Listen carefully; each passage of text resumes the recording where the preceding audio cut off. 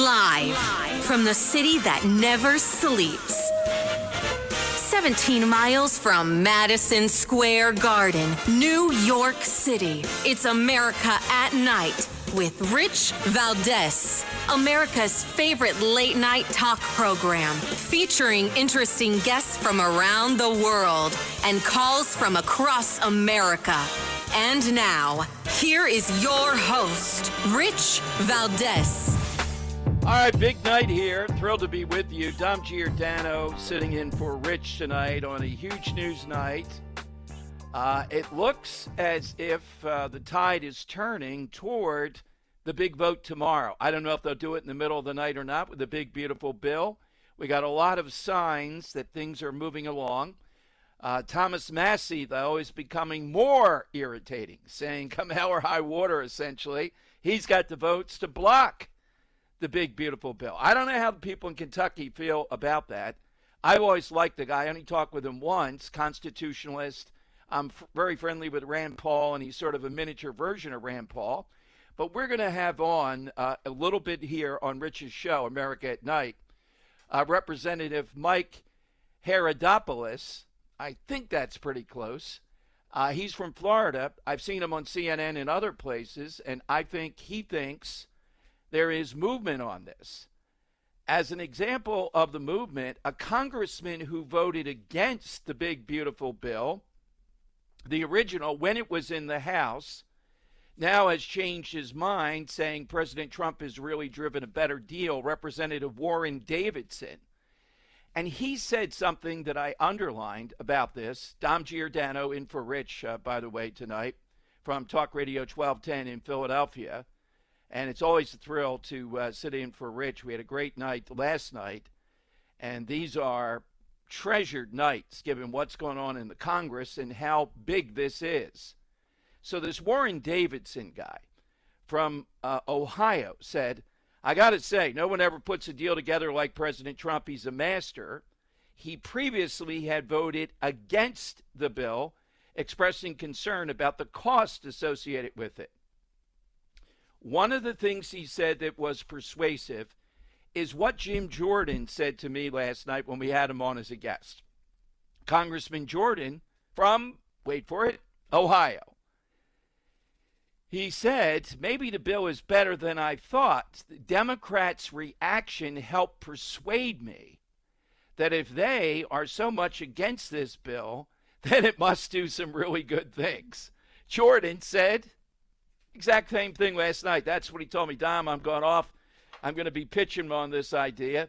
Hey, if the Democrats are this much against it, think about it. That means this bill has to be pretty good. They even brought out AOC, who has, she's got a phony story. She's from the suburbs, not the Bronx. But she actually was a bartender. I admire that part. Worked for tips. And she did a little bit better than Raskin that we played you last night, the congressman from Maryland, by saying that, yeah, working for tips, but it's a scam. They're going to cut everything else.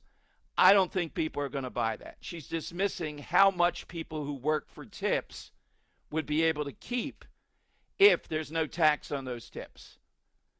I think it's a grabber. I think Democrats know it. I think they know when people hear that, that is something they definitely want. No tax on overtime, no tax up to a point on Social Security. I'm going to ask the congressman, though. I saw him on CNN. A couple of these guys said, well, now the one guy went a little bit crazy. I'm going to ask. This guy seems to be a straight shooter that we have coming up. Was it Biggs or Harris, one of those guys? He says, imagine you're going to have $10,000 more in your paycheck next year if this goes through, essentially.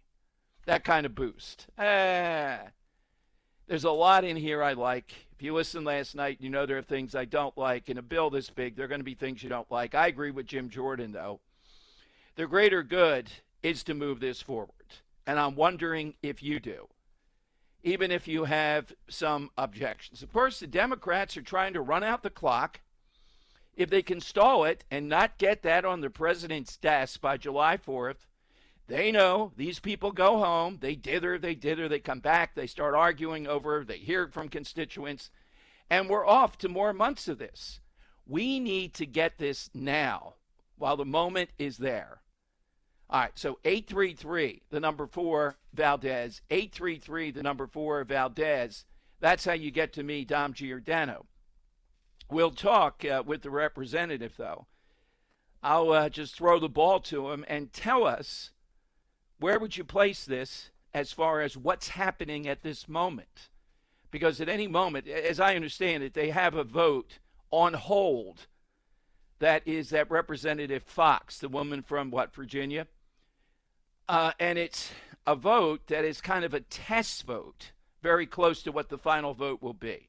If I had to predict by the end of Rich's show tonight, I would predict this is going to pass. Not by the end of the show tonight, but I mean in the morning, at some point, I think this is going to pass. Even guys like Chip Roy and all, who I respect, are coming around to this. I told you the Davidson guy who voted against it when he was in the House before has turned tonight in voting for it. This is cut 13. Here's Republican from Missouri, Mark Alford. Here's what he called this, and I think he's right, that it's a time for choosing. Here's what he said. Ladies and gentlemen, this is a time for choosing. We can choose to side with the illegal aliens, unelected rogue bureaucrats, and fear-mongering from the America left, or we can choose to side with the American people and deliver on the mandate that they gave us back in November.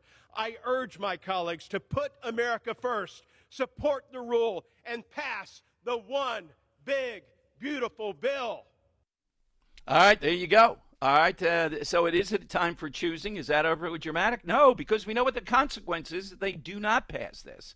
Also, have a lot to say tonight about P. Diddy, or whatever iteration you want. Did you see his supporters putting lotion on, spraying lotion on when it came down? It's a mixed thing here. There could be serious years, or could be as little as time served. I'm betting that's all that he gets.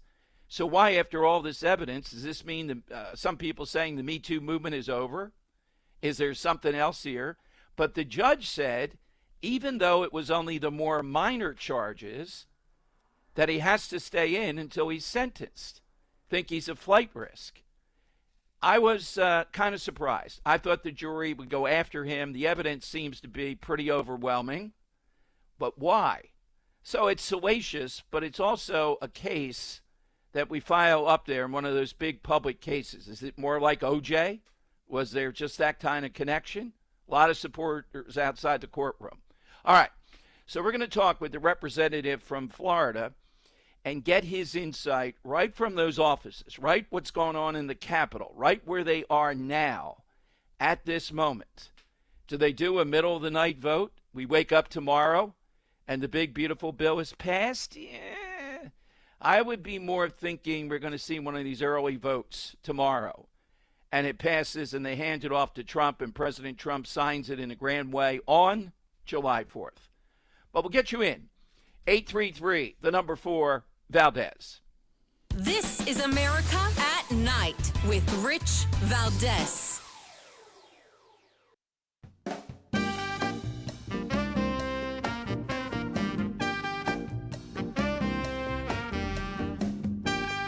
Well, thank you, Rich, and thank you for everything. I know you very well, and I listen, but I have a lot of people that listen, and they love your show, and I appreciate it very much. America at Night with Rich Valdes.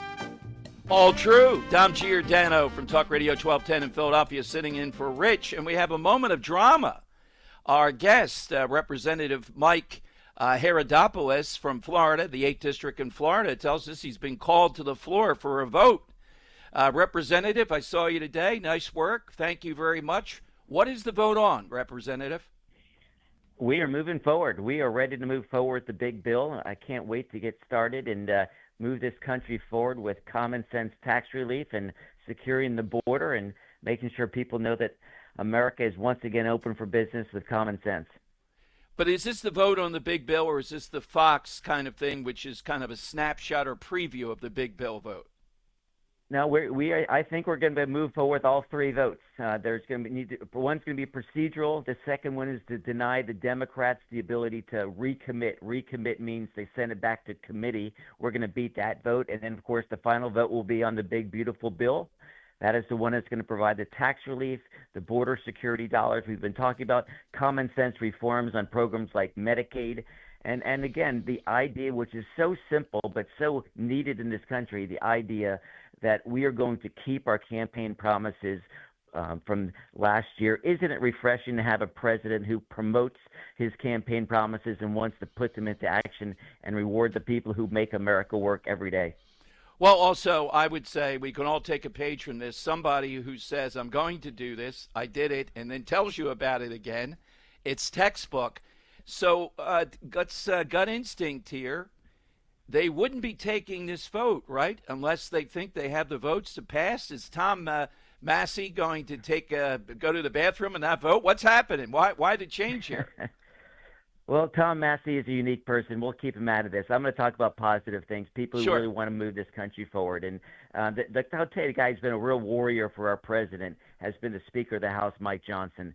This guy has nerves of steel. He has been incredibly patient with all of the members. He's been a great listener, trying to cobble together the needed pieces to pass this legislation. He deserves tremendous kudos, along with Steve Scalise, our majority leader, making sure that members are informed of what's going on, what it takes to get a bill passed. And as you know, Dom, politics is the art of the possible. Anybody can, as we used to say, any jackass can knock down a barn. It takes a carpenter to build a barn, and we needed a carpenter, and Mike Johnson is that carpenter. Yeah, that must be a Florida saying in South Philly. So, Congressman, what turned this here? Because, the thing to cobble together these votes, you had the so-called moderates on some things, and then you had those that are saying it doesn't cut the deficit enough. Can you take us inside in your mind what has got us to this point? I know they're being talked to by the president today, but what is it that did they just recognize failure's impossible here? We have to do it. Yeah, I think, look, there's no such thing as a perfect bill. As I said, Politics is the art of the possible. And I don't like certain portions of this bill. I don't like the SALT portion of it, for example. But that said, I do like the idea that we're funding Border Patrol. Remember, we have a 99% reduction in the number of illegals coming across the border because we're finally securing the border. Now we have the dollars to make it permanent. I don't want to see a big tax increase when we can least afford it, and that would happen if we did nothing. And I wouldn't look. There are folks who make America work. Those people who earn tips and overtime, let alone who earned Social Security. They deserve a tax cut because the last 4 years they've been hammered by higher gas prices, by higher food prices, and we want to help them out. And those are the people who are getting the tax cut in this bill. The rich aren't getting a tax cut because, as you know, Dom, the current rate is 37%, and the new rate will be 37%. And so all this innuendo from the Democrats is just hot air, and we're not going to fall for it again. All right, let me be clear with this because I'm a little bit unclear on it, and you sound like a guy who's right on top of this. Are people that are here illegally able to get Medicaid under the big, beautiful bill, the final vote? It's my understanding that they will not be able to get Medicaid under the big, beautiful bill. Now, if a state on their own chooses to spend their dollars, that's their mistake. But the case is we're not going to subsidize illegal immigration anymore. We're not going to subsidize also with Medicaid. We're not going to subsidize a person who's able-bodied and refuses to work and give them free health care, especially when your listeners are paying $1,500, maybe $2,000 a month for a family of four to get health insurance. That's not right. That's a $20,000 subsidy for a person who simply is being lazy, who refuses to work. Yeah, as long as we get that message out there, you're right. It's an 80-20 again. It's definitively that. So if you had to peg it, because you're being called to vote, and we enjoy talking with you, but we understand, when will this happen? Does it happen tonight around 10, 11, 12 o'clock, do you think? Well, my guess is, since we're going to have these three big votes, my guess is the Democrats are going to try every stalling tactic possible before this final vote to give President Trump and the American public a victory. So I don't know how long it's going to last, but just like we had this last vote a few weeks ago. However long it takes, we need to pass this bill. If nothing else, tell the voters and business owners and individual taxpayers what their tax rate's going to be, because there's a lot of money on the sidelines right now because they're not going to invest it unless they know what the tax policy is. And, exactly. and the sooner we pass that, the more you're going to see the results before the 26 elections, not just on the great growth we'll see in the economy, but also the lies that have been told about Medicaid. We're not going to kick off a disabled person from Medicaid. We're not going to kick off a senior citizen in a nursing home from Medicaid. We're not going to kick a pregnant woman off of Medicaid. Those are the most vulnerable people in our society. But we are going to kick off an illegal alien, and we are going to kick off a person who refuses to work and expects to get free insurance because they don't deserve it. They need to get into that workforce and be a part of the American solution, not a ward of the state.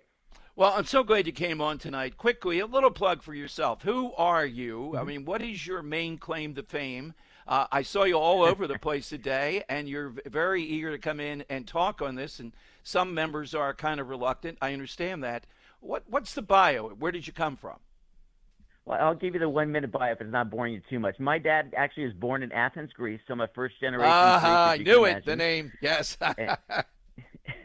And as you can imagine, and my dad is actually a former FBI agent, a special agent in the FBI, did undercover work on things like Abscam, the corrupt political caper here in D.C., let alone the French Connection. Unfortunately, has passed away, but he and my mom were married for over 50 years. Was a college professor locally in Florida, later at the University of Florida. I wrote books, etc. But I guess my claim to fame before getting elected to Congress, I'm the former president of the Florida Senate. It's the equivalent of the majority leader in the U.S. Senate. And there we actually cut spending and cut taxes. It's one of the reasons why Florida is booming today. And I knew that in Washington we need capable leaders who are willing to really fight it out with the Democrats on the facts and be willing to, just like we're doing tonight, Dom, have an honest conversation of what a bill is and is not. We need to win the battle of ideas, not just win the votes, because I think the future generations are seeing the ridiculous nature that is socialism. And I think the younger generation is realizing that a free market economy is the best thing for their future. Well, thank you so much for coming on. I want to get you on my show in Philadelphia. And again, thank you for being there tonight. Good luck on the vote. My pleasure, Dom. Have a wonderful evening, and thanks for what you do every day. All right. There is, a name. You had to know there was a Greek name here, Haridopolos. He's very optimistic. Look, they wouldn't be doing these votes. He said 3 votes. One is kind of the rule thing. The other is Democrats will lose. They're not going to be able to recommit. And then the drama.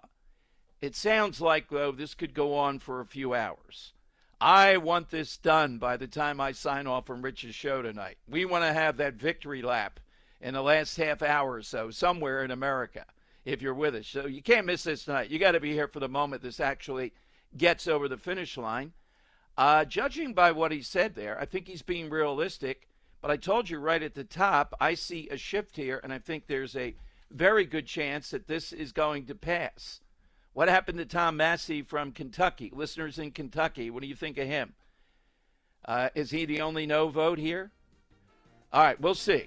Now, this is Dom Giordano sitting in for Rich Valdes on America at Night on a huge night. All this happening on Westwood One.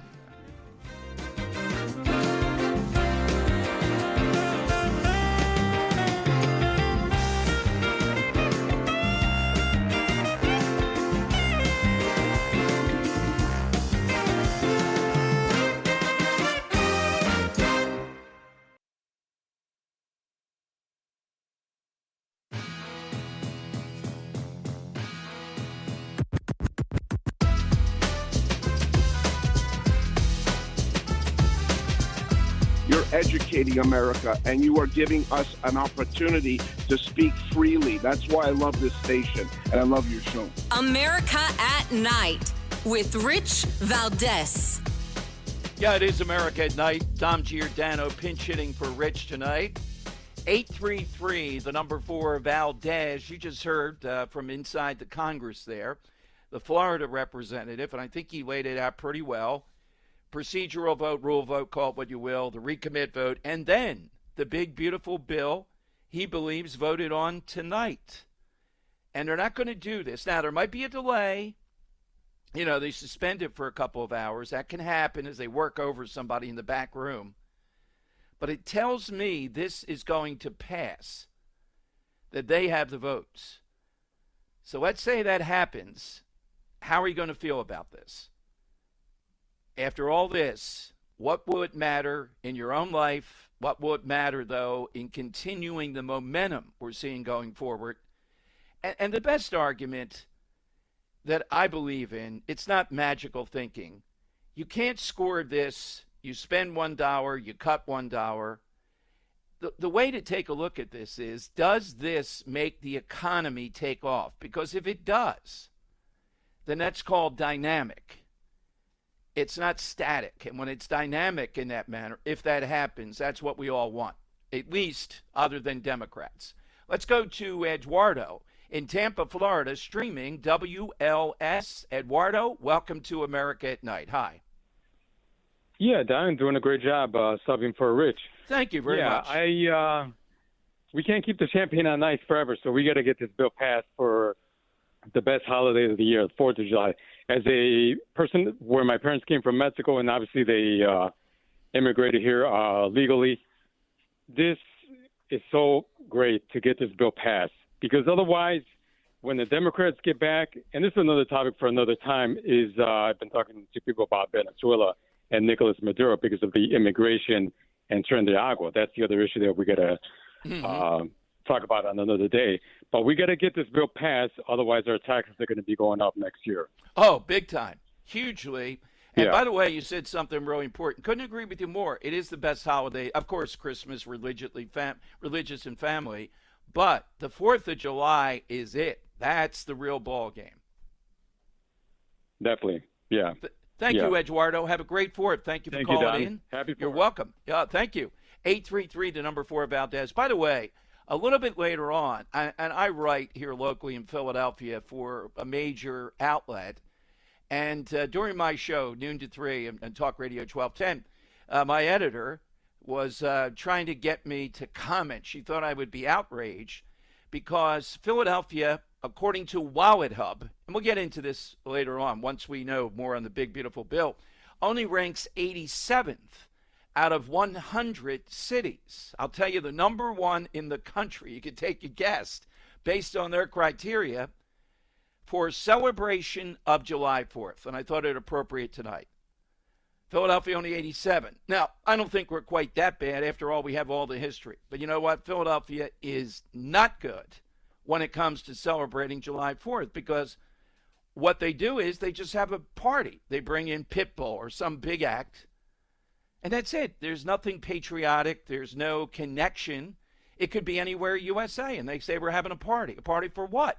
I mean, this is where it all happened. Ben Franklin and the boys, the whole thing, right? Philadelphia.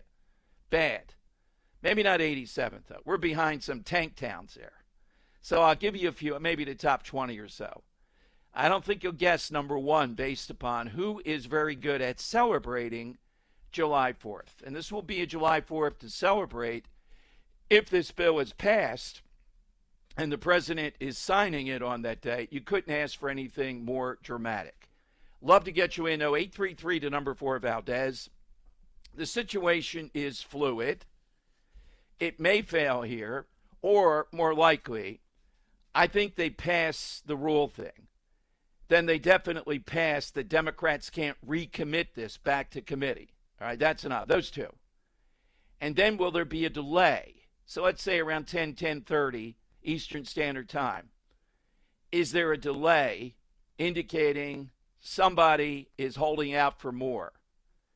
And then when you hear they're ready to vote, then they have it. Could that happen tonight? Middle of the night, more drama? Is it really going to go down to that? I think it's passing. I'm not 100% there. You take my temperature later on, but I think we are very close to seeing it pass. So what's the biggest – I'll tell you the most underrated thing in here, and when I've been on for Rich, and Rich actually joined me on my podcast on school choice, the school choice thing in here, $5 billion. That's going to liberate a lot of kids. What it does is you want to contribute to school choice, you're able to take it off your federal income tax, what you contribute. Now, I was hoping it would be 10 to 20 billion, but it's in there. It looks like it's going to make it. And there's two things. That frees up parents to make decisions like wealthier people can, but it's also going to open things up in blue states. There's a lot there that's going to help do that for school choice. Wherever you are, I think it's a civil rights issue, a moral issue. A lot of these public schools are beyond wretched, and they're a monopoly. They're always going to be wretched. They have no impetus to change. So watch for that. But the headliner, I know we can say, yeah, the tax cuts. You heard the congressman. Of course, the tax cuts are huge. You know what the headliner is here, though? On people's lips, that Democrats are trying to attack because they know how potent it is. No tax on tips. That's it. It's magic. Whoa, no tax on tips. Yeah, where do I sign up? And no tax on overtime. But the tips thing has gotten people mesmerized. And the tax cut part, and you heard what he said. Let me underline that. Now, I'm still checking on this, but he said if you're here legally, you won't be on Medicaid. All right. That's a big deal. We're taking Americans off Medicaid, so if you're here illegally, I don't know why you'd be able to be on Medicaid then. Yeah, we are taking Americans off. Those who refuse to work or volunteer 80 hours a week that are perfectly healthy. Why should they get Medicaid without having to do something for it? That's an 80-20, 90-10. It might be a 90-10 issue. Who's going to argue with that? Now you're going to hear horror stories of the people that you actually hear is Representative Frost. He's also from Florida, and he is particularly Maxwell Frost, the guy that's out of control. This is cut, let's see, this is cut 7. Here's Maxwell Frost telling us if that big, beautiful bill, Dom, is passed tonight, it will murder people. That clip you posted earlier when he was asked about the healthcare system, even the way he answered the question, what's the first thing he said? He brought up the business of rural healthcare. He didn't bring up making sure humans in rural America are healthy, the business. And that's the thing, is it's all a business. It's all making money to these guys. And it's not a new thing. The Republican Party has been about this for generations. They have someone in Donald Trump now who's a billionaire himself who wants to do it to such a degree that where people will die. Hakeem Jeffries just said this on a call I got off. He said, if this passes, the floor of the House will become a crime scene. Mm-hmm. And I fully agree with that characterization. It's murder. It's killing people. All right, you got to write that one down. Tonight when you're seeing that big, beautiful bill, be ready. CSI, who done it? It's a crime scene. Can you imagine going around like this? The ridiculousness up. Does that win your position? It's a crime scene. People are going to be murdered. They don't care. Not just that they'll die maybe because there's a flaw here. No. They're murdering people. Off the backs of murdered people, they're going to help billionaires. That's their best argument on this. They don't like the no tax on tips. They can't counter it. They don't like the no tax on overtime. They can't counter it. So I played you Jamie Raskin last night trying to say people don't care about that. They don't want that. They would rather tax billionaires. Yeah, right. Then they tried out AOC. And she did work for tips as a bartender. Okay. Her argument is, yeah, but they're cutting all this other stuff. So is that really a good deal for you? Is that true? Are these people all on SNAP and everything else? No, they're apparently not. That was their last best shot here. So we'll see how this plays out. All right, phone lines. 833, the number 4, Valdes.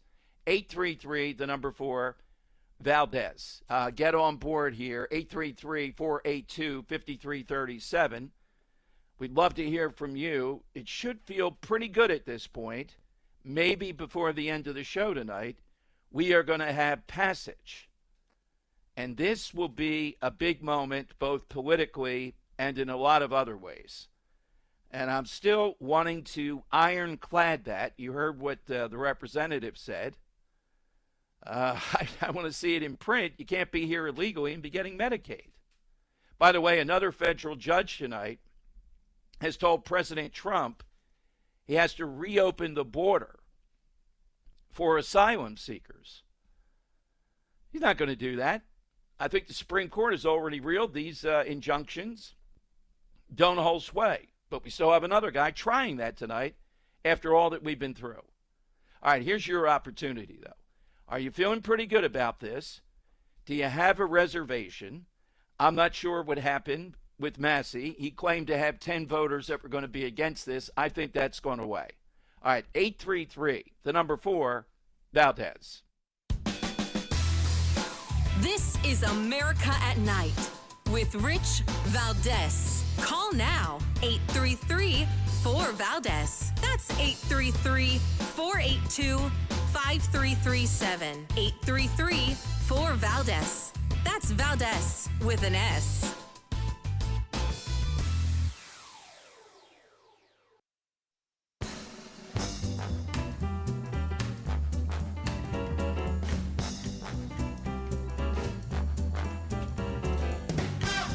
Look at Rich Valdes. He's now a radio host, and he's a great radio host.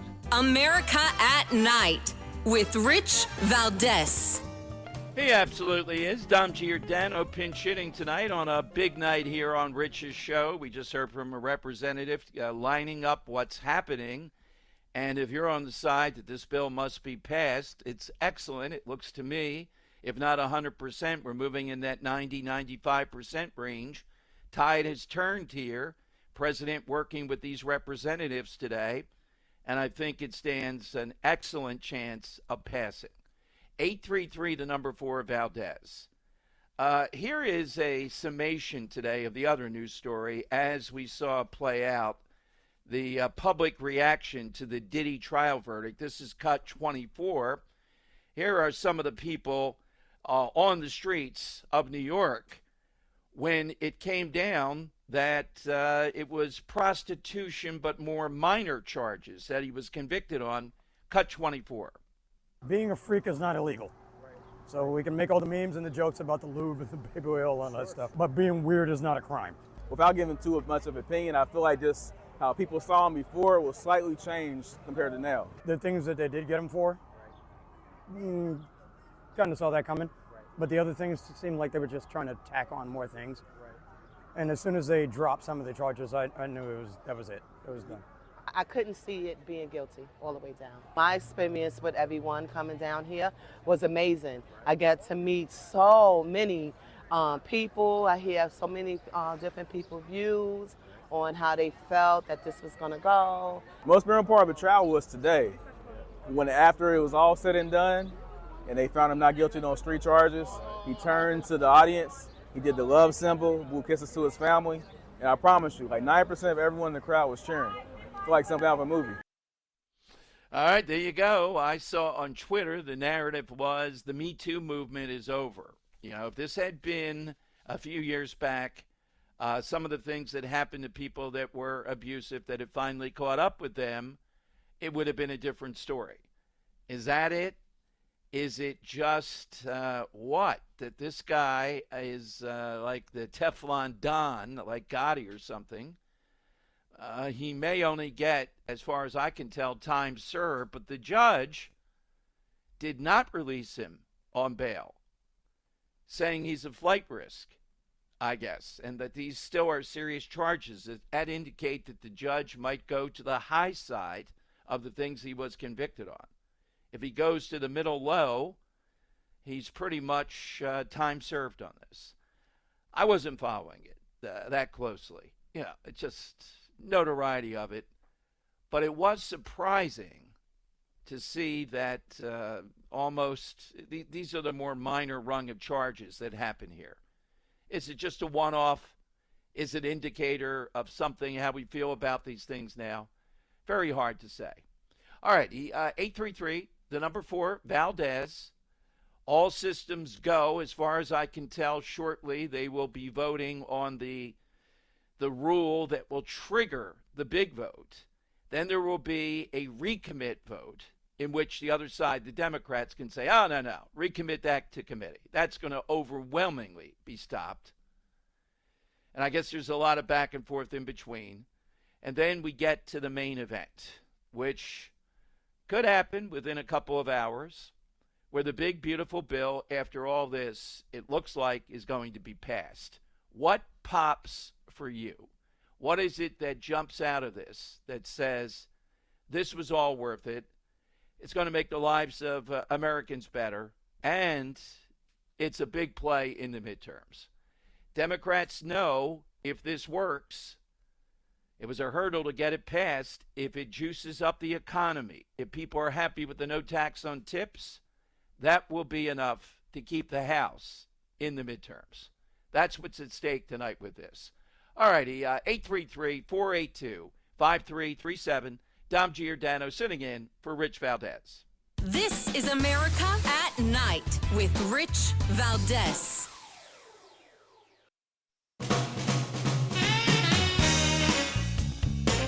Dom Giordano sitting in here on America at Night for the great Rich Valdes. A couple of things in the big, beautiful bill that, if it passes, as I understand it, where we're headed, it holds the woke elitist universities accountable by increasing the endowment tax. What is it, Harvard? Is it $57 billion on said universities? That's something I think everybody embraces. It modernizes air traffic control, safeguards Second Amendment. It gives $10,000 bonuses annually over the next 4 years to Border Patrol and ICE agents on the front lines. I mean, these are the things that have gotten lost in the shuffle here because of the big headline parts. It prevents, and this is happening in a big case in Jersey, it protects family farmers. The bill prevents the death tax from hitting 2 million family-owned farms who would otherwise see their exemptions cut in half, and cuts taxes on farmers by over $10 billion. And again, we're going to see, I'm watching to see exactly what it does with Medicaid here, particularly with people that are here illegally. Those that are here, able-bodied men that refuse to work 80 hours or volunteer a month, not a week, a month. Come on, put down the video games for 5 minutes, and you make the cut here if you want Medicaid, is what it comes down to. Not 100%, but I'm starting to move to the high 90s that this is going to pass tonight. So this is a huge moment that's good for America, sometimes good for America and good politically for the midterms. And Democrats know that, and if this works as projected and the economy takes off, then what do they have? What are they going to say when Americans are happy with no tax on tips, no tax on overtime, and no tax on some of the Social Security? What are they going to say when we have more Border Patrol and more resources to deal with illegal immigration? Are they going to continue to tell us people are dying because of lack of Medicaid? Yes, that's where they're going to go. That's what they're going to try to do. But I don't think that's going to hold the day. And Republicans are emboldened here to realize they're on the right side with this. So we'll see, as I'll update you here on Rich's show as we count down toward the big vote. And our representative that was on said, well, they're going to try to play stall ball a little bit here. I guess make it uncomfortable. They have to be there then, too, if it's 2 or 3 or 4 in the morning. I could see that. I could see it being like 10 o'clock tomorrow. 2 or 3 hours of debate, then the vote, and sometime by noon. But I think Trump is going to wait and sign it on July 4th. That's where it's going to go. All righty. 833, the number 4 Valdes. Dom Giordano in for Rich Valdes. America at Night on Westwood 1.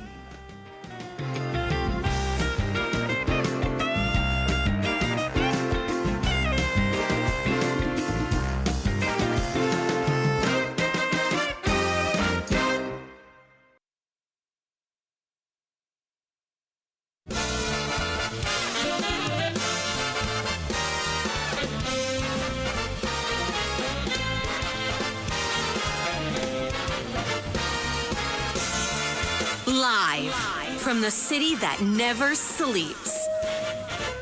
17 miles from Madison Square Garden, New York City. It's America at Night with Rich Valdes, America's favorite late night talk program, featuring interesting guests from around the world and calls from across America.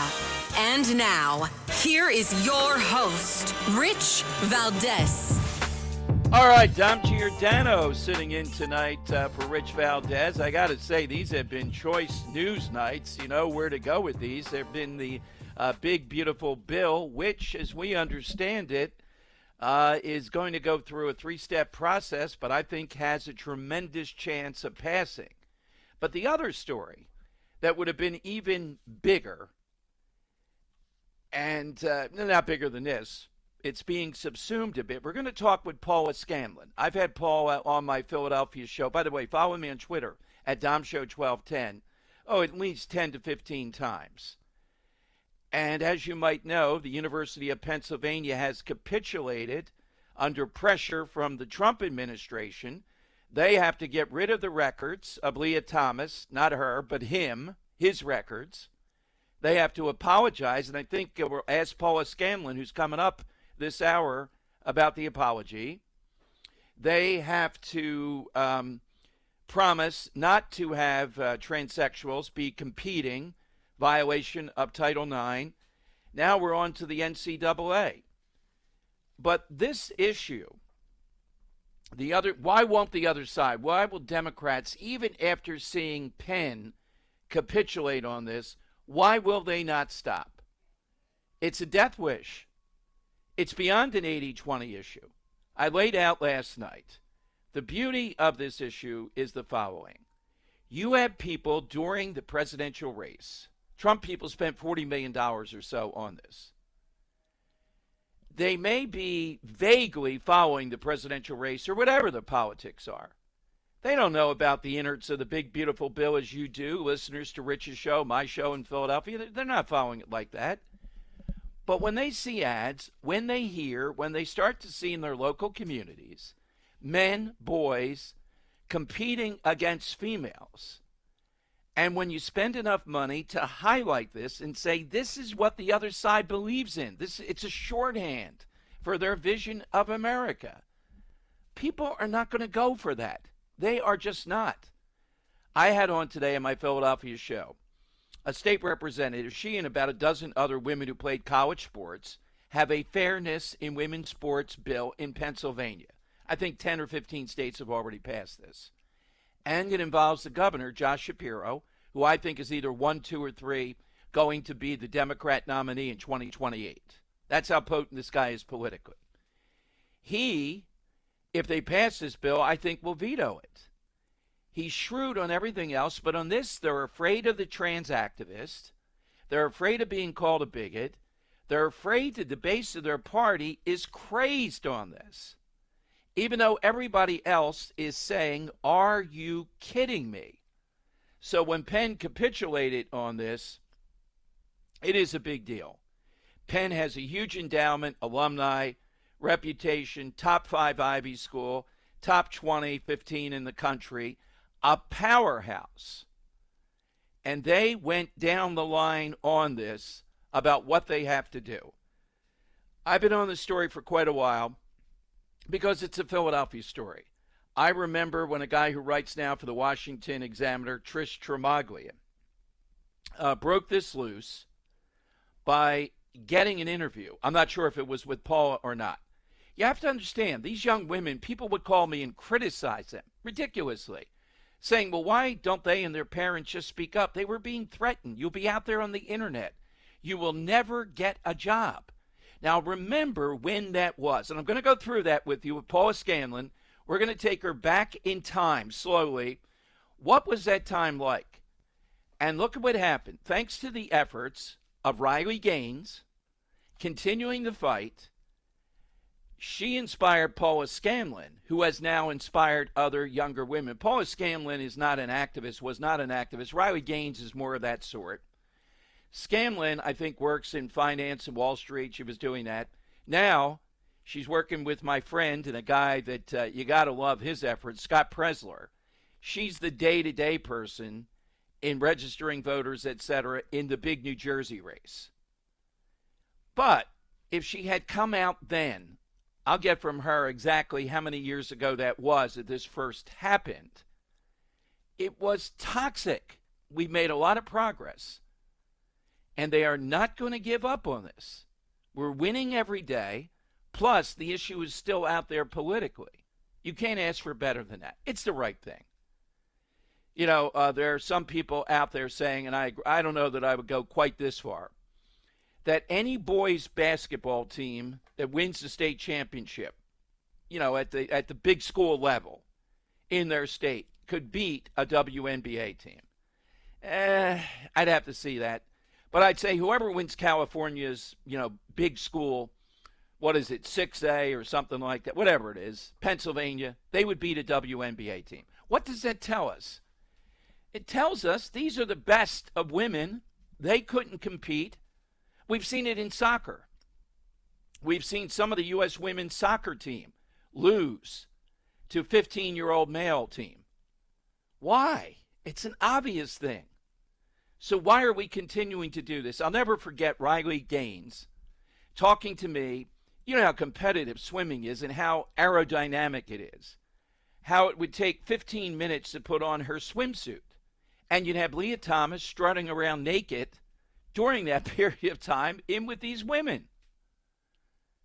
Why in the world did Penn do this? Because they're Penn.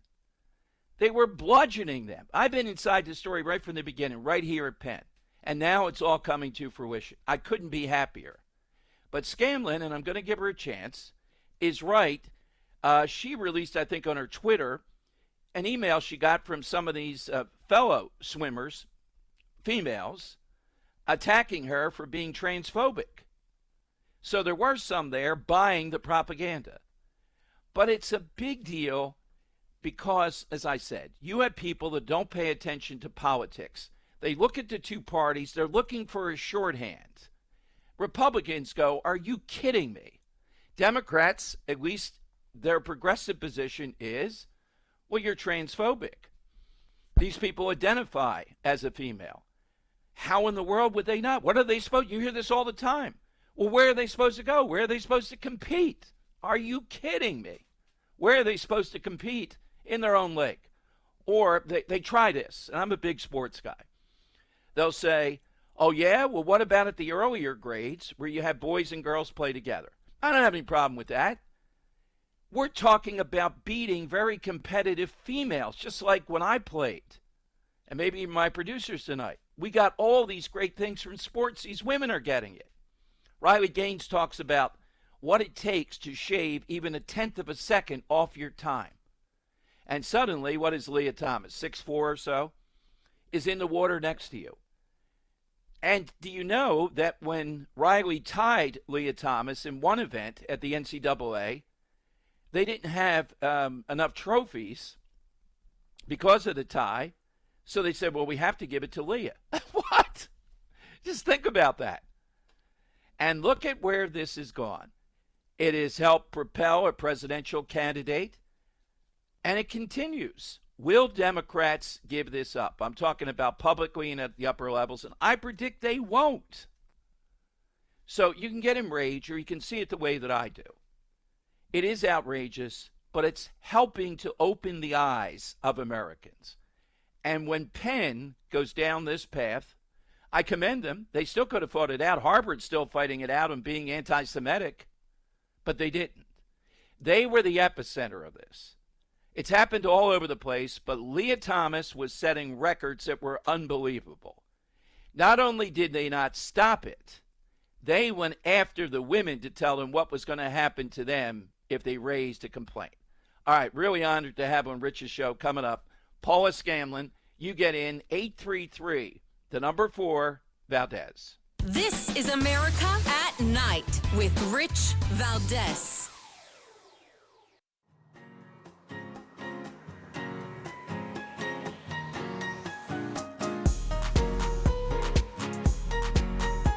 By the way, your ratings are up. Congratulations. I had somebody. It's always nice to check. I like to see, even if they're friends, I like to see how are they doing. Are people listening, right? That's but right. you're doing great. America at Night with Rich Valdes. All right, Dom Giordano sitting in for Rich. We're joined by Paula Scanlan, Senior Fellow at the American Principles Project. In addition to, as I said, working with Scott Presler, doing great work across New Jersey, and just someone who's a role model, inspiring other young women to come out of the shadows, and this is a huge win. Paula, it's always a thrill to have you on. Your story is amazing, where you've come from and what's happened. So I thought we would go back a little bit in time. I remember when Chris Tremaglia, I think, got the first woman at Penn anonymously to talk about this. And, you know, some listeners were saying, well, why didn't these women speak up? Why don't their parents speak up? And I'm very friendly with Chris, and we know what you were threatened with. Give us an idea, how long ago was that? What was the atmosphere at Penn? Yeah, so we first found out Thomas was going to be competing on our team back in 2019, but this did not become a reality until the fall of 2021. And so, again, we can think about 2021. We're just coming off of COVID. Joe Biden is president. We have people insisting that you need to have 17 shots in your arm in order to be safe to enter a restaurant. You need to be wearing multiple masks on your face. I mean, that is really the climate we were in this season, and it was a place where you couldn't talk about this. If you even whispered anything suggesting that you were uncomfortable with Thomas in the locker room, you were quickly shut down and called a transphobe, a bigot, even a racist, right? They tried to compare us not wanting Thomas to be in our locker room with not wanting to undress with someone based on their race in the 1960s. I mean, that is exactly Paul, let me what interject, too, and I wanted to give you, because I could tell from the first interview with you, and you're right, even though this is a day to celebrate, it wasn't just the Penn officials, swim coaches. It was some of your fellow female swimmers, and even to this day, they don't get what's happened here, right? Absolutely. I mean, last night on X, I had just posted a screenshot of a conversation I had with the team, and not a conversation, really just a message that she had sent me, again, using that language, calling me a transphobe. And so, yeah, even people on our own team were not supportive of us having individual opinions. So did you and your parents confer? Did you come close to a moment where you said, that's it, I'm going to speak out? You know, I never really thought about being quiet. It was more a question of just not wanting to go on Fox News, for example, and talk about these things, right? Or right. Come on your radio show and have a conversation. I mean, that wasn't really something I was ever looking to do during the season, but amongst people on the team, even people at the university, I was never quiet about my beliefs. I think everyone knew where I stood. I'm a terrible liar. I'm going to admit that to all of you guys. And it was just not something I could stay silent about in that way. And I really tried amongst my teammates to talk about it. I even tried to write an op-ed for the school newspaper, which is really, I would say, when I realized how bad the situation was, and really when I realized it was so much deeper than just men competing in women's sports, there was really this aspect of censorship and silencing and really First Amendment rights violations. Wow. How tall are, if you don't mind? I wanted to make a point about Lia Thomas, not just being a male and all that, but the height and the stuff in the water. How tall are you, Paula? I'm 5'9", and actually I was on the taller side of the average woman, of the women on my team, and he was towering over me. I will tell you guys this. My brother is a good, solid 6'4" tall man, my brother, okay? And he was at an event. He walked by Lia Thomas at one of my swim meets, and he said, that man is taller than me. And how about your parents in this situation? I know they're supportive, it's obvious, but did they not say, that's it, I can't take, as a dad with my kids in competition, particularly someone at your high level, boy, it would have been hard to restrain myself. You know, I asked my dad that and my mom, and this is not to shade them in any way, but truly the situation was so ridiculous that they did not even believe me. I remember I would call them on the phone and I would say, hey guys, by the way, this guy who was on the men's team, he is competing on the women's team now. He's breaking all our records. He's, potentially going to win an NCAA championship. That was before the championship had happened. And my parents said, why are you being dramatic? Why are you making things up? And because it was something that was just so ridiculous that even it was just unbelievable to them. And so I think that was, my parents were very much in that position. And of course, they did try to partner with a lot of the other parents and sign things and raise awareness about what was going on. But it was just so ridiculous. Yeah, Paul, as you probably know, and it was later on we got to have you on and talk. I was on this for a simple reason. I have sisters that were very competitive college athletes. I'm hyper that way. And my bond with you, Riley Gaines, is I just love the ability to try to shave 100th of a second, 1/10 of a second off, and then to see this person next to you having to compete against that and being told, well, you'll have to train harder, or this is a woman also. With all those competitive juices flowing, it's so competitive among any swimmer. It's that small of a margin. Exactly, and that's why this was so harmful, because you work so hard to just try to get into a competition or even a championship. I mean, the thing that I thought about during the situation was all the girls, not the ones that came second that had to lose Lia Thomas, because that was terrible, but the girls who were denied the opportunity from competing altogether. We're looking at the NCAA championship. The girl who placed 17th, top 16, gets to swim in finals. It's a great honor. You become an All-American, and you're sitting there and you realize you're 17th, and there's a man who won the event.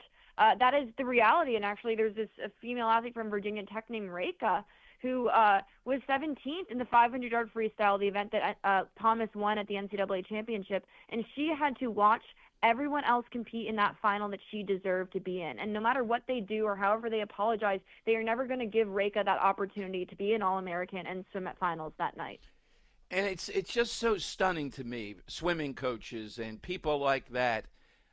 Did you feel then, and you can tell us freely, I think we've talked about this before, that they thought it brought glory to Penn, or were they also afraid of trans activists?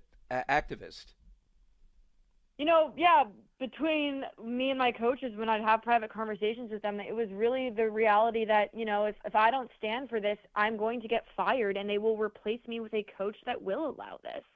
And that is the situation they're in. And, of course, it's their coaches are supposed to have the best team. And what the problem with this entire situation is, if they allow men to compete, coaches are going to be incentivized to recruit male athletes, continuing to take away females' opportunities. Because if other teams have male athletes, you need to have your own. And so they put them in an impossible situation too. But I'm grateful, again, for the leadership of the Trump administration really starting to change the tide on this and put in policies that just protect female athletes. This is not against anyone. This is about protecting women. Are there any records now that you will have, or ones that you remember, with Lia Thomas's? And is that clear that Lia Thomas's records will be stricken? Apparently the records will be stricken, but I heard, and I need to look into this more, is that they're going to have a little asterisk there that's going to say, well, this record is actually held by someone named Lia Thomas, but based on our new NCAA guidelines and Title IX regulations, this record has been changed back. So apparently they're going to keep a little asterisk there. So I'm very curious to see how that goes down, but I personally don't have any records. Paula, just hold up on that. We'll continue talking with Paula Scanlan. This is America at Night. Dom Giordano pinch hitting on Westwood One.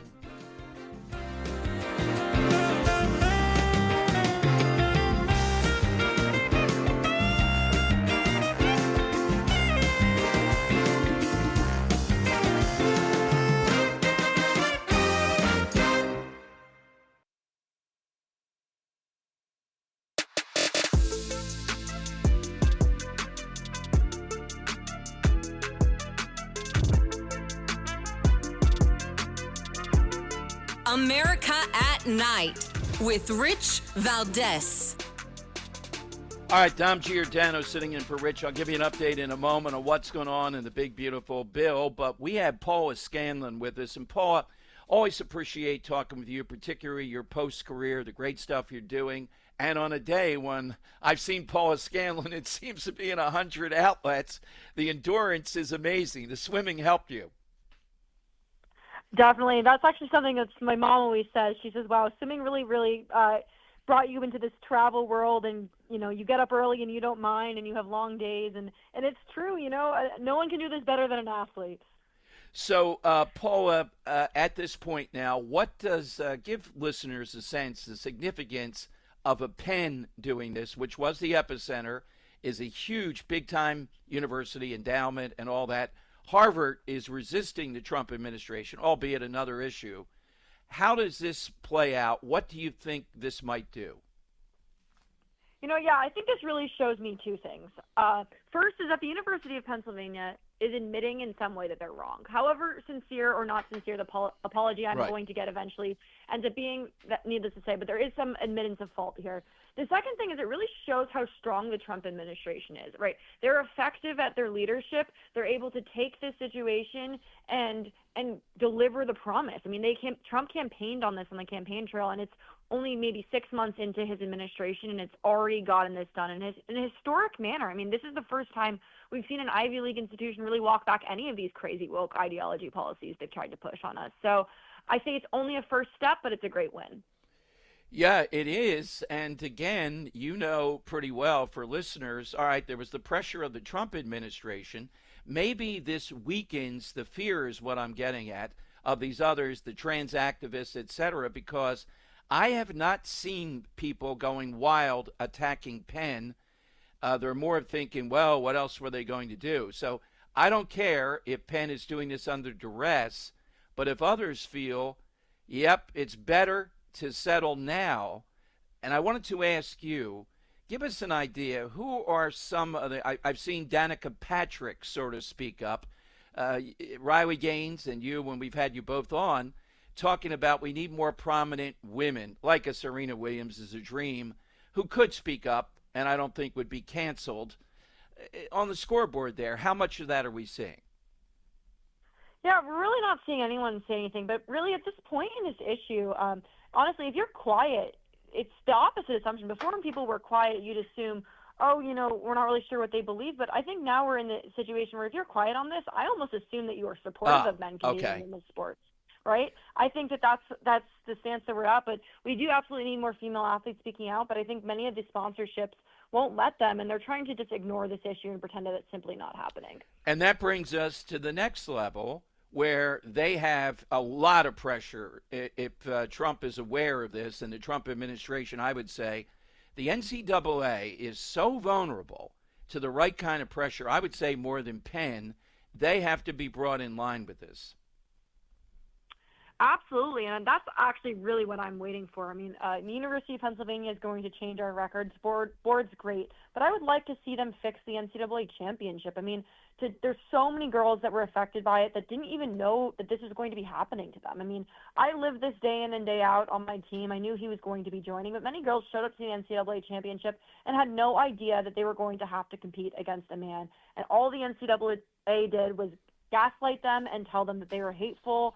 And I would, again, like to see that happen in other institutions, too. I mean, not just in swimming. There's so many colleges across this country, San Jose State, that have allowed male athletes to compete. I think all of those need to have a reckoning day and have the same punishment done to them, and also apologies to these female athletes that have been discriminated against. Riley's talked about, I don't know if I've ever talked with you, about putting on a swimsuit, taking 15 minutes, aerodynamics, how competitive this is. Lia Thomas was walking around unclothed, and in an era where we were very sensitive to this. What did women do? How did you deal with it? And the other girls, how did they deal with it? Yeah, swimsuits are incredibly difficult to put on. That's exactly right. I personally ducked my head into my locker, covered myself with a towel, and tried to get in and out as quickly as possible. I had a teammate that had the locker right next to him, and she would go out into the hallway, into the family single-stall bathroom, and change there every single day for practice to get out of it. That's what we had to do. And one more thing, and notably, Kylie from NC State, she changed in a janitor's closet during the NCAA championship to avoid undressing in the locker room at the same time as Thomas. That is what us female athletes had to do to make ourselves comfortable. And whenever we complained about it, we were told we were the problem and we needed to seek psychological services. Did you ever talk with Lia Thomas? I did in passing a couple of times, but he knew where I stood on the issue. I was never quiet about it. And so any conversation we had was always in passing. It was just, trying to be friendly. It was very uncomfortable. And every time we'd interact, people knew where I stood on the issue. Yeah. So for listeners who don't know, now you're with Scott Presler. You're in Jersey. And I think this issue has legs there. because Mikey Sherrill is on the other side of this. She's going to try to avoid it, but when she has to answer on it, I think she's not going to move off it. Yeah, exactly that. I mean, she had the opportunity to vote on a bill that would ban men from competing in women's sports, and she said, "Screw your daughters, I don't care. I let the men play." And so that record is something she's going to have to speak to, along with, so many other things she's voted on. So I think the voters in New Jersey are tired of a lot of the things they've seen under Democrat leadership under Phil Murphy, and we're really going to tap into that and really tap into the youth vote even, too. Many of these kids were harmed deeply by the COVID policies that were put in New Jersey. Oh, big time. Silver lining, do you think, look at where you've gone. Your background was in finance or in Wall Street. Is that what you were going to be doing? Actually, technology. So I worked for a financial technology company. I have an engineering degree, yeah. Yeah, but, look at what it's opened up because you had the courage to do that. Riley was going to be a dentist, and now it has a whole different voice and career that's out there. And I'm sure you and Riley inspire a lot of young women to take a look at this and speak out in the proper manner. I certainly hope so. Again, it's all about the next generation. That's really why I've done this, why Riley's done this. She's expecting now, and she's going to have a daughter in a couple of months, which is so exciting.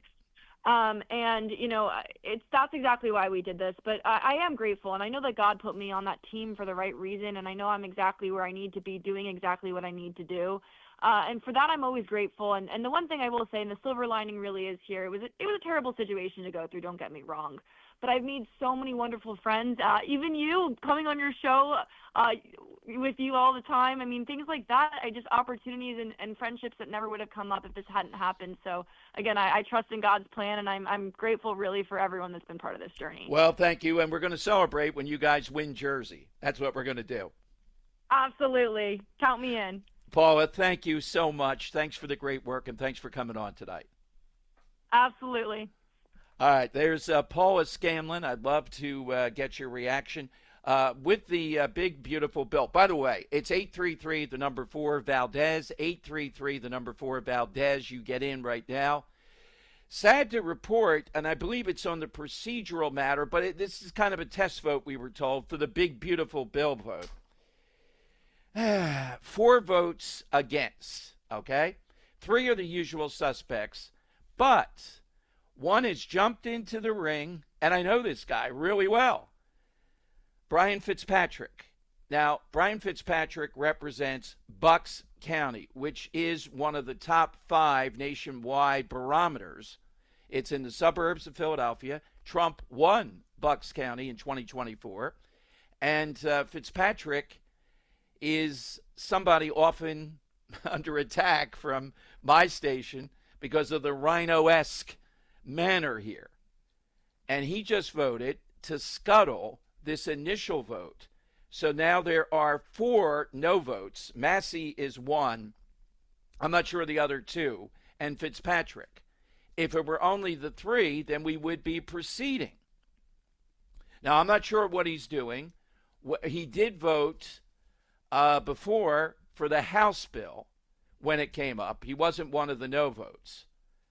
But again, my goodness, what's his role in this? What is he trying to obtain by doing this?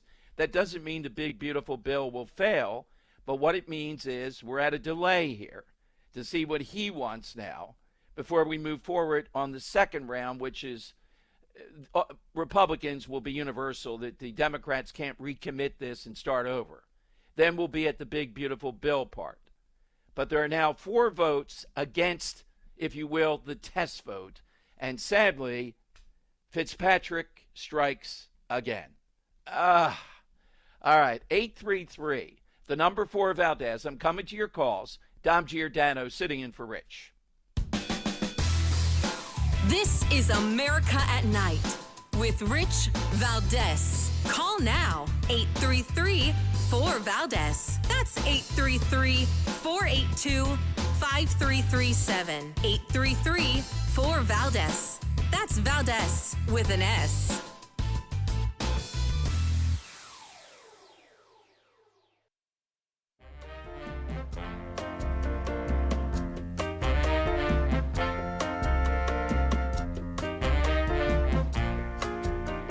After the guest leaves every night, we're doing open phones, kind of at the heartbeat of America. You sit there in this radio studio, and suddenly you hear voices. Mobile, Dallas, New York, Miami. And there's kind of a conglomeration of America all in one room. Dom Giordano sitting in for Rich. I know a lot of people checking in. I'm coming to you. Great stuff from Paula Scanlan. You have to understand, I think I saw her at 6 o'clock in the morning nonstop doing interviews. I'm so glad she came on with me tonight. And that was extensive, laying out the timeline back to 2021. All right, let's go to Elizabeth in Wilmington, North Carolina, WNIS. Elizabeth, go right ahead. Hi. So I'm just calling about the big, beautiful bill. Yes. Regarding the Medicaid work requirements. I know there are exemptions if you have children under a certain age. If you have just to be clear, the Senate part, and I guess this is what it will be, it's males that are childless, but with females, if the kid is over 15, is the last that I saw, Elizabeth, then you'd have to do these requirements. Under 15, you don't. Okay, so I have a sister. Her child is over 15. She's a teenager. My sister never finished school. She is learning disabled. She's probably borderline IQ. Under the current rules, she probably wouldn't even qualify for Medicaid, unfortunately, or rather a disability, excuse me. But she's never worked. She's not a lazy person, but she's never worked. She doesn't even have a car. She doesn't know how to drive. I mean, she's very dependent. And I worry what would happen to her if she lost, Medicaid or lost her, her disability. I mean, she has health conditions. She's a cancer survivor. And I know that there's supposed to be exemptions for that. But I would say what's going to happen with this, under this, there would be some kind of hearing, some kind of back and forth over this, where appeals are still possible, and I think under the rules that she still might qualify for Medicaid. I would certainly hope so. I just know that for someone like her, if she were to lose these benefits, I mean, it will be devastating for her. I hear you. Thank you, Elizabeth. Thank you, Elizabeth, very much. Look, I can't rule on every matter of this because this is a fluid situation of exactly what the bill will look like. And I'm sure, in something this big, there will have to be some, as Elizabeth told us on that. But by and large, the problem is we have millions of people that are collecting Medicaid that we're paying for, particularly childless men, that are not doing anything, and it's 80 hours required a month. Now, even in the case of what Elizabeth said, I think there'd be provisions, given all the stuff she put in, would be my answer, that you still would have to do something that you can do. Is that too much to ask? All right, Paul in Boise, Idaho, streaming. Paul, go right ahead. Thanks for taking my call. Yeah, I just have some trepidation about the Democrats and the bill. I think they'd like nothing better to sabotage any kind of a success that the Republicans could get by having this passed. Part of the trepidation was, I know how Nancy Pelosi would present the bills when she was going to put them through for the Democrats, and I don't know. I see her working magic every time she did that. Look, we're not going to make mythical figures. Thank you, Paul. Come on. This is a big night. If this goes through, it's going to help America, and it's going to be popular. So let's not, look victory in the face here. I'm just outraged at my guy in my area in Philadelphia, Bucks County, Brian Fitzpatrick. I don't know if I have his cell. I'd get him on. Explain yourself. Why did he stop this in its tracks? God. After all this debate and all this back and forth, and he voted for it originally on the House side. So it's 4 votes at this point stopping the test vote. Can this be resolved? Yes, I think it will, but it's annoying at best. All right, we're going to take more calls if you have a response on Paula Scanlan, too. All the way back to 2021. That's what I want. Look how things have changed. Now, you can say not enough. We still have to deal with this. I choose to look at it this way. We're winning on this. The Trump administration is winning on this. America's winning on this whole thing. And Democrats are still fighting it. Meaning, politically, it's gold. Plus, we're winning. We're not losing. All right, 833, the number 4, Valdes. This is America at Night with Rich Valdes.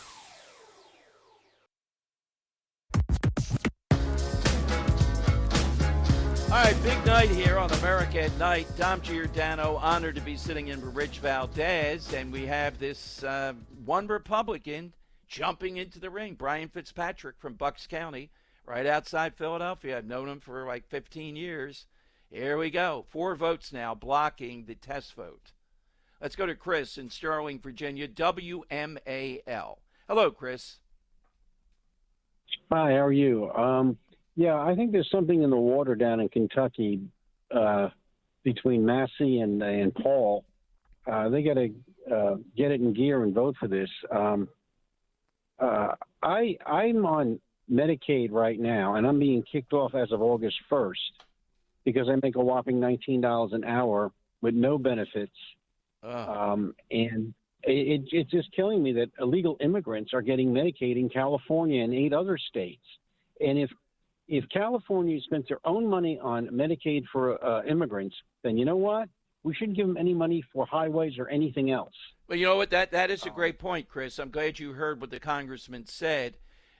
Nationally, we will not be doing this for illegals. But you're right. If they have all that money, California, to pay for illegals getting Medicaid when people like you can't in this situation, we're going to cut something else then. That's right. I mean, it kills me that I can't they don't raise the minimums so that I can get my head above water. As soon as you hit 19 an hour, you're done. And the billions we spend on right. enforcing the border that we wouldn't Yeah, need and Chris, your point, as you probably know, but for listeners too, we've seen this before. I've seen people say, I want to advance, but I'm in this situation, a woman with kids. If I advance in this job, I get knocked out of what is helping me support to be the breadwinner, but I have 2 kids in a situation.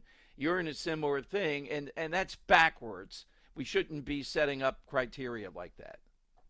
I work 40 hours a week, so I'm right. I'm fine, so why kick me off, I hear you. Thank you, Chris. Thanks very much. Look, there's going to be a lot on the Medicaid situation. Doug in Roseboro, Oregon, KNCO. Doug, good evening. Okay, let's go to Tony in Montreal, WVMT. Hi, Tony. Oops. All right. Let's take a little pause here. Let me refresh where we are. So we're at this test vote part, as we were told by Representative from Florida early on, and then there'll be a procedural vote on Democrats wanting to recommit it to a committee, which the Republicans will vote overwhelmingly, and then we'll be on to the big, beautiful bill. But with Brian Fitzpatrick being the 4th vote, and he did vote for it originally on the House side, and I would call him a moderate, I guess. God knows I'm trying to search to see why in the world he would do this. All right, more calls coming up. 833, the number 4, Valdes. Dom Giordano sitting in for Rich Valdes here on Westwood One.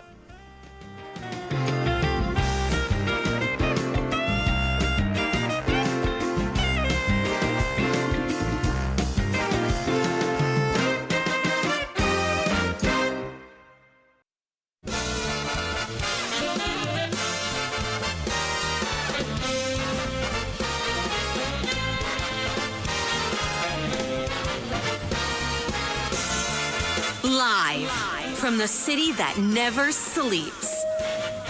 17 miles from Madison Square Garden, New York City. It's America at Night with Rich Valdes, America's favorite late night talk program, featuring interesting guests from around the world and calls from across America. And now, here is your host, Rich Valdes.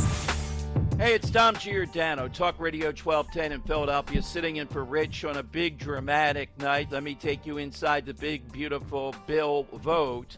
We have 4 that voted against it, and I can tell you about 3 of them, I believe. One, Victoria Sparter. We had her on the show once, Ukrainian. Says she voted against this, but she's going to vote for passage ultimately. This is just, these people are trifling, having to deal with them, these Republicans. Meanwhile, in lockstep, every Democrat is voting against it. Keith Self. I don't think I've ever interviewed him. I vaguely have seen him. If he's your congressman, tell us what's up with this guy. Keith Self, all of a sudden. Massey did not vote against it. Andrew Clyde strikes me as a relatively new guy, if that's your congressman, and Brian Fitzpatrick, who is troublesome. He's a congressman outside Philadelphia, Bucks County, very heavily contested district. Trump won it in 2024. Suburban Philadelphia used to be very Republican. Now it's very Democrat, even progressive. It's amazing. Fitzpatrick, out of the blue, suddenly jumps into the ring and votes against it, holding it up on this test vote. I'm not sure. We're not getting any information. I'll give it to you. What the heck?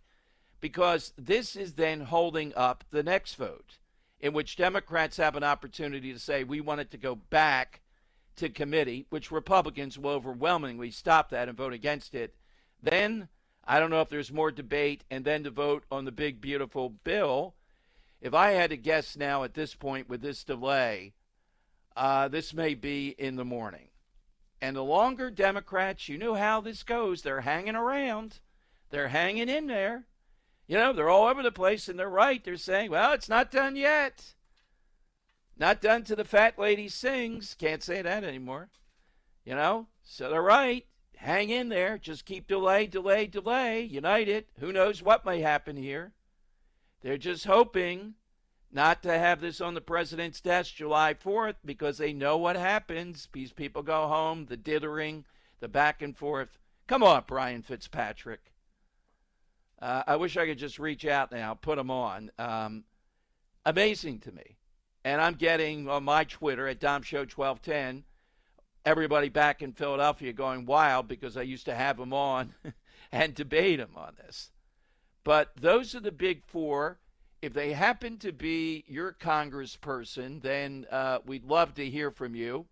It is 833, the number 4, Valdes. I know it's maddening with Republicans. And I'm all about debate. We've had the debate. We've gone down this path. We don't need anything more.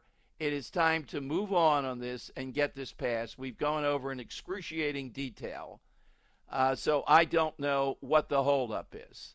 Okay?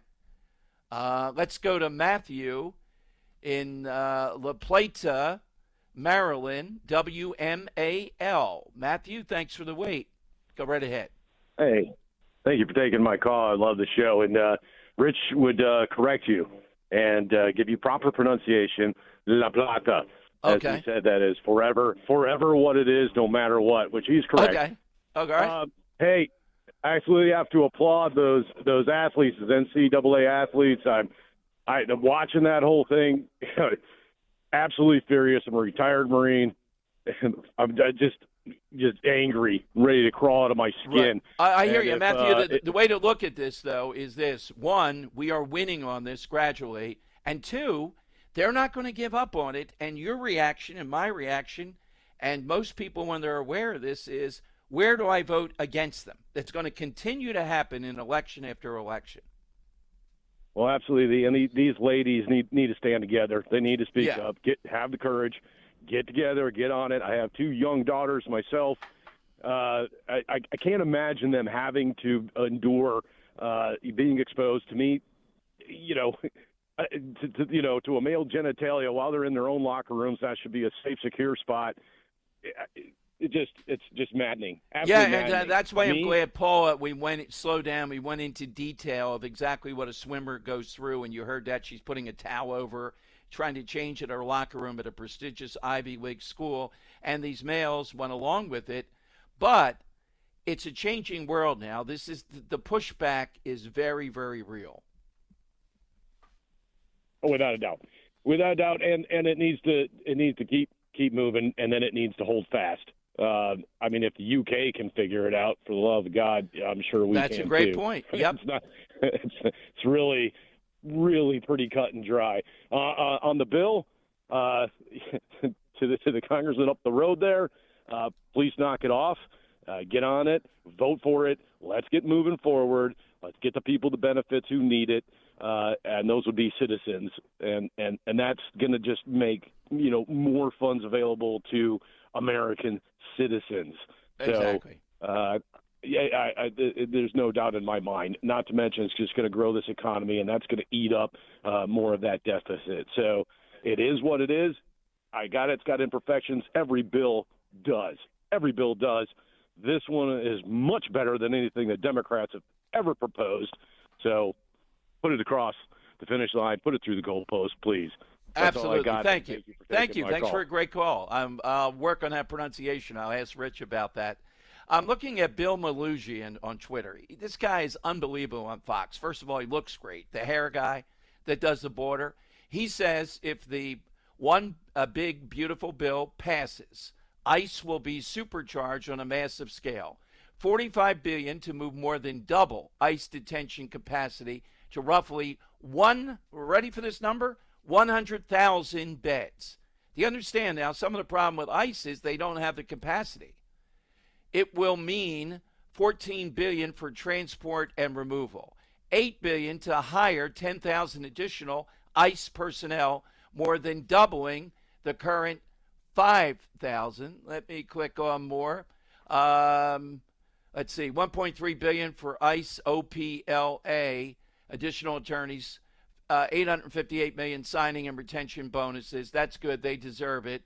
$700 million for technology enhancements. $650 for local ICE cooperation programs, and $200 million for modernization. So there is a lot in here to like when it comes to things involving ICE. What in the world is going on with these people, though? I thought there was a smoother path here, but again, we have to have people grandstanding, and it's not Massey. You heard the names: Self, Clyde, Sparta, the woman Ukrainian background, I think Indiana, and Brian Fitzpatrick from my neck of the woods. No Massey. Now, is he going to vote against it? He's just sitting there and he's going to vote against the final bill? Maybe. So I think we're down to 1 or 2 votes determining all this at this point. My goodness. Meanwhile, Democrats in lockstep, marching off on their orders. Okay, here's how you get in. 833, the number 4 Valdes. Will continue monitoring this. I'll give you updates. Take your response. And what city in America is voted number 1 by Wallet Hub? I think they have 5 or 6 criteria they use to say this is the best city in America when it comes to celebrating Independence Day, when it comes to celebrating July 4th. Philadelphia, with all this history, where we rank 87th. You think they'd be embarrassed here in Philadelphia? And the reason is they really don't celebrate it. They don't like the Founding Fathers. What they do is they have a big party on the major street that goes through Center City, Philadelphia, the Parkway. That's all that they do, and they call it a big party. No traditional acts, no Lee Greenwood, no country acts, nothing like that. All right, everything in play. 833, the number 4, Valdes. This is America at Night with Rich Valdes.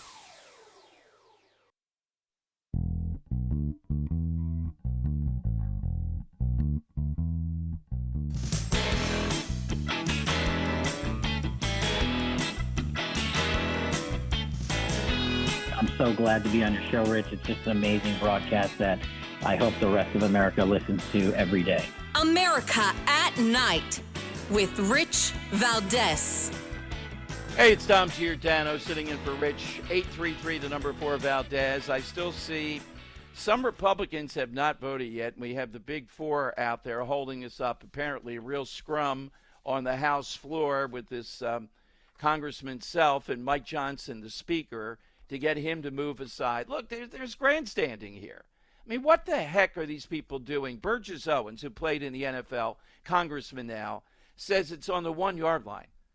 I'm from Philadelphia, though. Can't we do the tush push? Can't we push these four in the tush push into the end zone?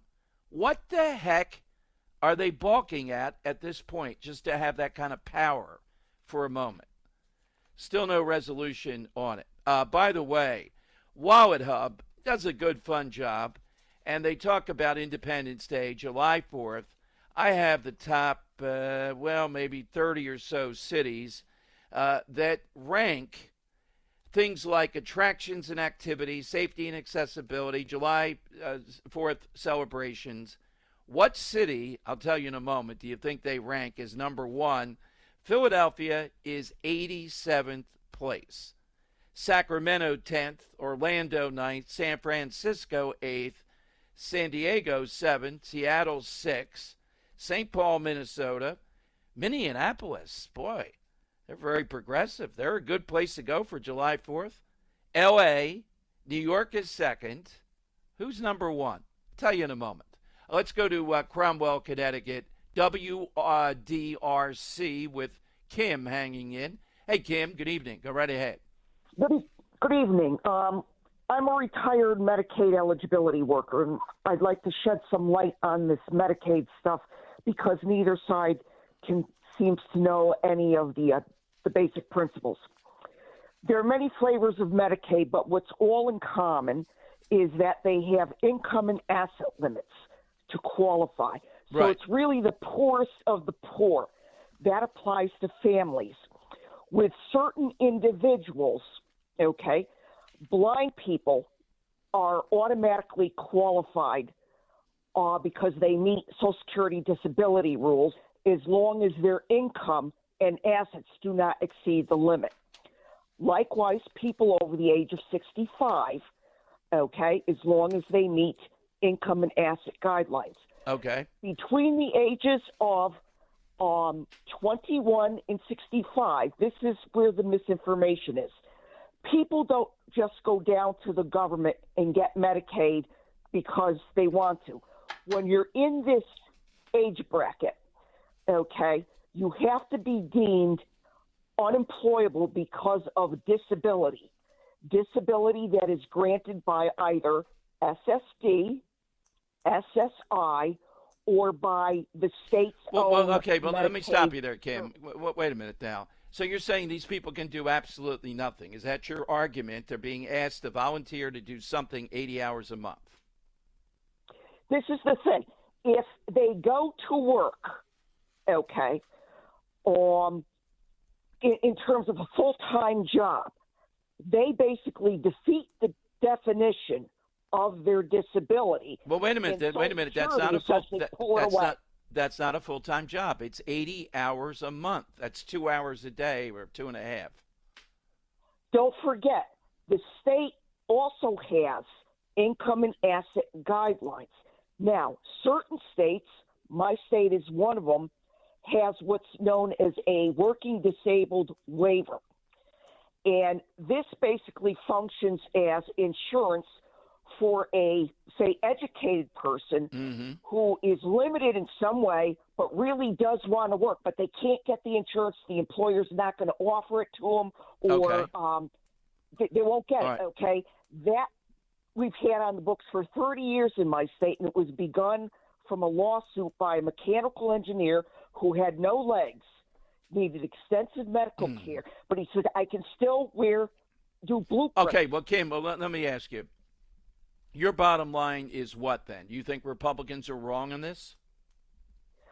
To a certain degree, okay?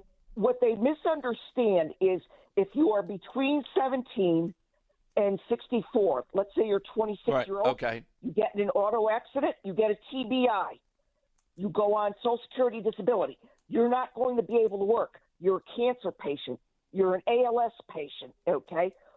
Where some of these people are able to work is like they may collect tickets at a ball game. Okay, well, thank you, Kim. Thank you. That's all that we're asking to do here, though. look, I hear these calls, and this is what happens with this. And the state of Connecticut, if they want to do that, if they want to have a different rule and the state's paying for it, go right ahead is what this bill says. Let's talk big picture here. Are we really taking, we've had several calls here now like this, people off Medicaid that are deserving?